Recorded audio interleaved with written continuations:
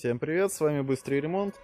Сегодня я покажу, как легко и просто поменять воздушные фильтра на двигатель и салонные на BMW E39 двигателем 52. Для этого открываем капот, находим корпус воздушного фильтра. Здесь идут защелки, их открываем.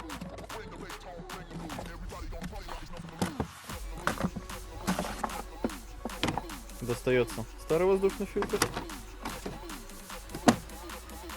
Меняем на новый. Вставляем обратно.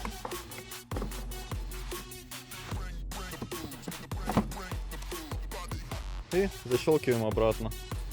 Теперь находим на салонные корпуса, на салонные фильтры.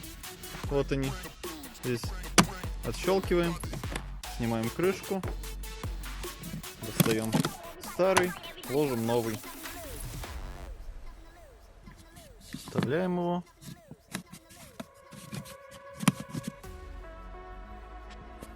закрываем крышку.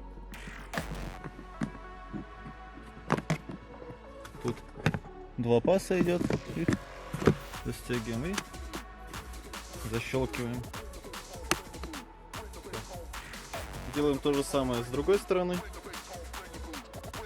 Закрываем капот. Вот и все.